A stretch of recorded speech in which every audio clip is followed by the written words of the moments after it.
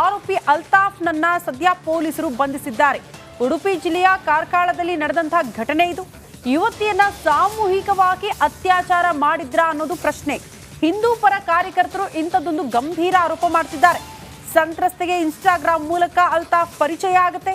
ಶುಕ್ರವಾರ ಮಧ್ಯಾಹ್ನ ಯುವತಿಯನ್ನ ರೇಪ್ ಮಾಡಿದಂತೆ ಈ ಅಲ್ತಾಫ್ ಬಿಯರ್ ಬಾಟಲ್ನಲ್ಲಿ ಮಾದಕ ವಸ್ತು ಬೆರೆಸಿ ಅತ್ಯಾಚಾರ ಮಾಡಿರುವ ಆರೋಪ.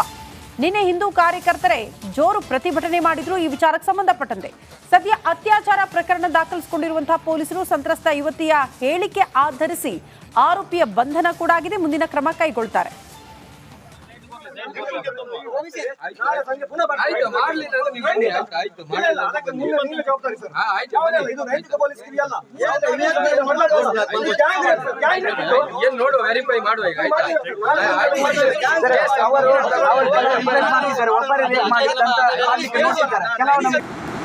ನಿನ್ನೆ ಸಂಜೆ ಕಾರ್ಕಳ ಟೌನ್ ಪೊಲೀಸ್ ಸ್ಟೇಷನ್ ವ್ಯಾಪ್ತಿನಲ್ಲಿ ಒಂದು ಹುಡುಗಿಯನ್ನು ಅಪಹರಣ ಮಾಡಿ ಅತ್ಯಾಚಾರ ಮಾಡಿದ್ದಾರೆ ಎಂದು ಒಂದು ದೂರು ಬಂದಿದೆ. ಕೇಸಿಂದು ಸಾರಾಂಶ ಏನೆಂದರೆ, ವಿಕ್ಟಿಮ್ ಮತ್ತು ಅಕ್ಯೂಸ್ಡು 3 ತಿಂಗಳಾಗಿ ಇನ್ಸ್ಟಾಗ್ರಾಮ್ನಲ್ಲಿ ಪರಿಚಯ ಇದ್ದರು. ಆರೋಪಿಯಾದ ಅಲ್ತಾಫ್ ವಿಕ್ಟಿಮ್ಗೆ ಕಾಲ್ ಮಾಡಿ ನಿನ್ನೆ ಒಂದು ಕಡೆ ಬರೋಕ್ಕೆ ಹೇಳ್ತಾ ಇದ್ದಾನೆ, ವಿಕ್ಟಿಮ್ ಕೆಲಸ ಮಾಡುವ ಕಡೆಗೆ. ಅಲ್ಲಿ ವಿಕ್ಟಿಮ್ ಹೋದಾಗ ಅಲ್ಲಿಂದ ಅಪಹರಣ ಮಾಡಿಕೊಂಡು ಅಲ್ಲಿಂದ ಕರ್ಕೊಂಡು ಹೋಗಿ ಡ್ರಿಂಕ್ಸ್ನಲ್ಲಿ ಏನೋ ಮಿಕ್ಸ್ ಮಾಡಿ ನನಗೆ ಕೊಟ್ಟಿದ್ದಾನೆ. ಅದೇ ಸಂದರ್ಭದಲ್ಲಿ ನನಗೆ ಅತ್ಯಾಚಾರ ಮಾಡಿದ್ದಾನೆ ಎಂದು ಕೇಸ್ ಕೊಟ್ಟಿದ್ದಾರೆ. ಇದರ ಸಲುವಾಗಿ ಆರೋಪಿ ಅಲ್ತಾಫ್ ಮತ್ತು ಡ್ರಿಂಕ್ಸನ್ನು ಓಕೆ ಯಾವ ಊರಿದು? ಉಡುಪಿ.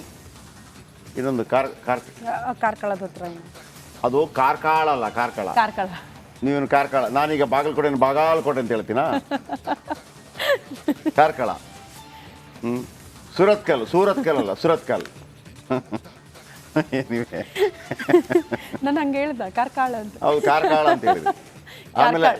ಆಮೇಲೆ ಇಲ್ಲ ಅಂತಂದ್ರೆ ಅಲ್ಲಿ ಊರವ್ರು ನಮಗೆ ಬೈತಾರೆ, ಏನ್ ಹೇಳ್ರೆ ಕಾರ್ಕಳ ಅಂತ ಹೇಳ್ತಾ ಇದ್ರೆ ಅವ್ರಿಗೆ ಹೇಳಕ್ಕಾಗಿಲ್ವಾ ಅಂತ ಹೇಳಿ ಅದಕ್ಕೆ ಹೇಳ್ತಾ ಇದ್ದೀನಿ.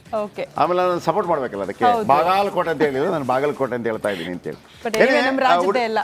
ಎಲ್ಲ ನಮ್ಮ ರಾಜ್ಯದ ಊರುಗಳೇ. ಹೌದು, ಇಲ್ಲಿ ಅದು ಅದ್ರಲ್ಲಿ ಹೇಳಿ ಮಾತಿಲ್ಲ, ಎಲ್ಲೋ ನಮ್ಮದೇ.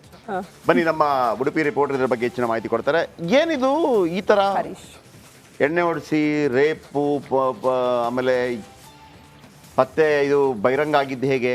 ಈಗ ಪರಿಸ್ಥಿತಿ ಹೇಗಿದೆ ಅಂದ್ರೆ ಇದು ಕಾರ್ಕಳದಲ್ಲಿ ನಡೆದಿರುವಂತಹ ಘಟನೆ. ಹಿಂದೂ ಸಂಘಟನೆಗಳು ಒಂದು ಸ್ವಲ್ಪ ಅದರ ಬೆನ್ನು ಹತ್ತಿರೋದ್ರಿಂದ ಈ ಘಟನೆ ಬೆಳಕಿಗೆ ಬಂದಿರುವಂತದ್ದು. ಆ ಸಂತ್ರಸ್ತೆ ಯುವತಿ 3 ತಿಂಗಳ ಹಿಂದೆ ಇನ್ಸ್ಟಾಗ್ರಾಮ್ ಮೂಲಕ ಆತನಿಗೆ ಪರಿಚಯ ಆಗಿದ್ಲಂತೆ. ಆ ನಂತರದಲ್ಲಿ ನಿನ್ನೆ ಶುಕ್ರವಾರ ಮಧ್ಯಾಹ್ನದ ವೇಳೆ ಆಕೆಯನ್ನ ಒಂದ್ ಕಡೆ ಬರೋಕೆ ಹೇಳಿ ಅಲ್ಲಿಂದ ಅಪಹರಿಸಿದ್ದಾರೆ ಅನ್ನುವಂತ ಮಾಹಿತಿಯನ್ನ SP ನೀಡಿರುವಂತದ್ದು, ಜಿಲ್ಲಾ SP. ಸದ್ಯಕ್ಕೆ 3 ಜನ ಕೃತ್ಯದಲ್ಲಿ ಭಾಗಿಯಾಗಿದ್ದಾರೆ. ಆದರೆ ಒಬ್ಬ ಅತ್ಯಾಚಾರ ನಡೆಸಿದ್ದಾನೆ ಅನ್ನುವಂಥ ಮಾಹಿತಿಯನ್ನು ಪೊಲೀಸರು ನೀಡಿರುವಂಥದ್ದು. ಇನ್ನಿಬ್ಬರು ಸುಬೇರ್ ಅನ್ನೋನು ಮತ್ತೆ ಇನ್ನೊಬ್ಬ ಕೃತ್ಯಕ್ಕೆ ಸಹಕರಿಸಿದ್ದಾನೆ ಅನ್ನುವಂಥದ್ದು. ಬಿಯರ್ ಬಾಟ್ಲಿಗೆ ಮತ್ತು ಬರುವಂಥ ಔಷಧಿಯನ್ನು ಸೇರಿಸಿ ಈ ಕೃತ್ಯವನ್ನು ಎಸಗಿದ್ದಾರೆ ಅನ್ನುವಂಥ ಮಾಹಿತಿಯನ್ನ ಪೊಲೀಸರು ಕೊಟ್ಟಿರುವಂಥದ್ದು. ಸದ್ಯಕ್ಕೆ ಆಕೆ ಮಣಿಪಾಲದ ಖಾಸಗಿ ಆಸ್ಪತ್ರೆಯಲ್ಲಿ ಚಿಕಿತ್ಸೆಯನ್ನ ಕೂಡ ಪಡಿತಾ ಇರುವಂತದ್ದು. ಸದ್ಯಕ್ಕೆ ಪೊಲೀಸರು ಸಂತ್ರಸ್ತೆಯ ಒಂದು ಹೇಳಿಕೆಯನ್ನು ಆಧರಿಸಿ ಮುಂದಿನ ಕ್ರಮವನ್ನು ಕೈಗೊಳ್ಳುವುದಾಗಿ. ಓಕೆ ಹರೀಶ್, ಬಹುಶಃ ಮುಂದಿನ ಸ್ಟೋರಿಗಳಿಗೆ ಹೆಚ್ಚಿನ ಮಾಹಿತಿ ಬೇಕಾಗಬಹುದು. ಸೊ ಇನ್ನಷ್ಟು ಹೆಚ್ಚಿನ ಮಾಹಿತಿಯನ್ನ ಕಲೆ ಹಾಕಿ ನಮಗೆ ಕಳಿಸ್ಕೊಡಿ. Thank you very much.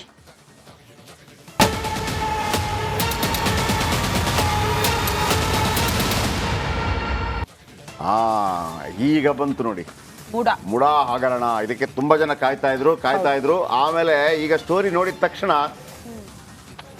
ಈ ಕೆಲವು ಮೆಸೇಜ್ ಬರುತ್ತೆ, ಸೆಂಡ್ ಮೀ ಅದು ಬೇರೆ, ಸೆಂಡ್ ಮೀ ಬೇರೆ ಚಾನಲ್. ಹೌದು, ಬೇರೆ ಚಾನಲ್ ಅವರು ಈಗ ಸೆಂಡ್ ಮೀ ಅಂತ ಕಳಿಸ್ತಾರೆ. ತುಂಬಾ ಜನ ನೋಡ್ತಾ ಇದ್ದಾರೆ. ಆಮೇಲೆ ನಮ್ಮ ಅನೇಕ ಗೆಳೆಯರು ಕೂಡ ಇದ್ದಾರೆ, ಪೇಪರ್ಗೆ ಸಂಬಂಧಪಟ್ಟವರು ಕೂಡ ನೋಡ್ತಾ ಇರ್ತಾರೆ. ಅಂದ್ರೆ they are very much interested. ಯಾಕಂದ್ರೆ ಏನು ಇಷ್ಟೊಂದು ಅದ್ಭುತವಾಗಿ ಫಾಲೋ ಅಪ್ ಮಾಡ್ತಾ ಇದ್ವಿ ಅಂತ. ಆಮೇಲೆ ಇಂಥ ಸ್ಟೋರಿಗಳನ್ನ ಫಾಲೋ ಅಪ್ ಮಾಡೋದು ಇಂಪಾರ್ಟೆಂಟ್ ಅಲ್ಲ, ನೀವು ಜನರಿಗೆ ಭಾಳ ನಿಖರವಾಗಿ ಭಾಳ ಈಸಿಯಾಗಿ ಹೇಳೋದು ಭಾಳ ಇಂಪಾರ್ಟೆಂಟ್. ವೀಕ್ಷಕರು, ಇವತ್ತು ಹೇಳ್ತೀನಿ, ಇವತ್ತು ನಾವು ಏನು ಬಿಡುಗಡೆ ಮಾಡ್ತಾ ಇದ್ದೀವಿ ಅಂತಂದ್ರೆ, Day 1 ಏನು ಬಿಡುಗಡೆ ಮಾಡಿದ್ವಿ ಹೇಳಿ? ವೈಟ್ನರ್ ಹಾಕಿರೋದು. 2ನೇ ದಿವಸ ಯಾವುದು ಬಿಡುಗಡೆ ಮಾಡಿದ್ವಿ ಹೇಳಿ? 50-50 ಅನುಪಾತದಲ್ಲೇ ನನ್ನ ಸೈಟ್ ಬೇಕು ಅಂತ ಕೇಳಿದ್ರು. 60-40 ಬೇಡ ಮತ್ತು ದುಡ್ಡು ಬೇಡ, 50-50 ಅಲ್ಲ. 3ನೇ ದಿವಸ ನಿನ್ನೆ ಏನು ಬಿಡುಗಡೆ ಮಾಡಿದ್ವಿ ಹೇಳಿ? ಡಾಕ್ಟರ್ ಯತೀಂದ್ರ ಅವರು ನಡಾವಳಿಯ ಸಭೆಯಲ್ಲಿ ಭಾಗಿಯಾಗಿದ್ರು. ಹಾಗಾಗಿ ತಾಯಿಗೆ ಕೊಡುವಂತ ಸೈಟ್ ನಲ್ಲಿ ಅವರು ಕೂಡ ಭಾಗಿಯಾಗಿದ್ರು ಅಂತ ಹೇಳಿ. ಇವತ್ತು ನಾವು ಬಿಡುಗಡೆ ಮಾಡುವಂತ ದಾಖಲೆ ಏನ್ ಗೊತ್ತಾ ವಿಶೇಷತೆ? ನೀವೇನ್ ಹೇಳ್ತಾ ಇದ್ರಿ? BJP ಅಧಿಕಾರಾವಧಿಯಲ್ಲಿ 14 ಸೈಟು ಬಂತು. ಅಂದರೆ 2020ರಲ್ಲಿ ಆ ನಿರ್ಧಾರ ಕೈಗೊಳ್ಳಲಾಯಿತು. ನಿನ್ನೆ ನಾವು ಬಿಡುಗಡೆ ಮಾಡಿದ್ವಲ್ಲ, ಯಾರು ಯತೀಂದ್ರ ಸಿದ್ದರಾಮಯ್ಯ ಇದ್ದಾಗ ನಿರ್ಧಾರ ಕೈಗೊಳ್ಳಲಾಯಿತು. BJP ಕಾಲಾವಧಿಯಲ್ಲಿ ಬಂತು. 2020ರಲ್ಲಿ ಹಾಗಿದ್ರೆ ಯಾರಿದ್ದದ್ದು? ಅಲ್ಲಿ ಯತೀಂದ್ರ ಸಿದ್ದರಾಮಯ್ಯ ಕೂಡ ಇದ್ದರು ಅಂತ. ಆದರೆ ಈ 14 ಸೈಟ್ ಕೊಡುವಂಥ ವ್ಯವಸ್ಥೆ ಇದೆಯಲ್ಲ, ಆ ನಿರ್ಧಾರಗಳಾಗಿದ್ದು BJP ಕಾಲಾವಧಿಯಲ್ಲಿ ಅಲ್ಲ, ಕಾಂಗ್ರೆಸ್ ಕಾಲಾವಧಿಯಲ್ಲಿ.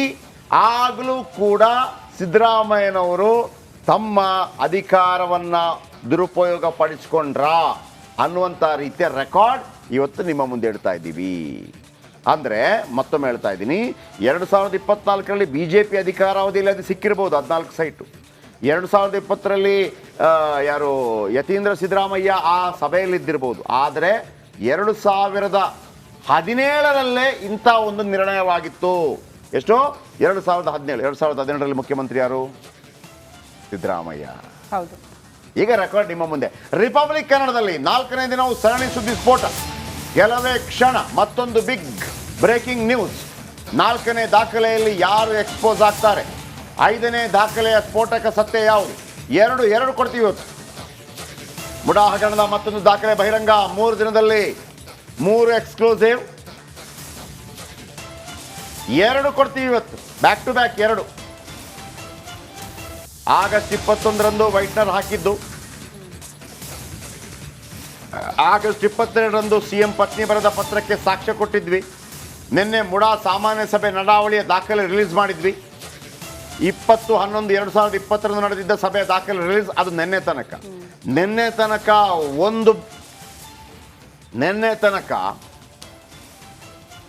ಒಂದು ತೂಕ, ಇವತ್ತಿನಿಂದ ಇನ್ನೊಂದು ತೂಕ ಆಯ್ತಲ್ಲ. ಈಗ ಬನ್ನಿ, 4ನೇ ಸ್ಫೋಟಕ ಮುಡಾ ಫೈಲ್ ಇವತ್ತು ರಿಲೀಸ್ ಆಗ್ತಾ ಇದೆ. ಇದೆಲ್ಲವೂ ಕೂಡ ನಿನ್ನೆ ಮೊನ್ನೆ ಆಚಿನಾಡಿದ್ದು. ಇವತ್ತೇನು ಮುಡಾ ಫೈಲ್ ನಂಬರ್ 4 and 5. 4 ಮತ್ತು 5 ಕೆಲವೇ ಕ್ಷಣಗಳಲ್ಲಿ ನಿಮ್ಮ ಮುಂದೆ. ನೋಡಲು ಮರೆಯದಿರಿ, ಮರೆತು ನಿರಾಶರಾಗದಿರಿ ಅಂತ ಹೇಳಿದ ನೋಡಿ ತೋರಿಸ್ತೀವಿ ಈಗ. ಎಸ್, ತೋರಿಸುತ್ತೆ.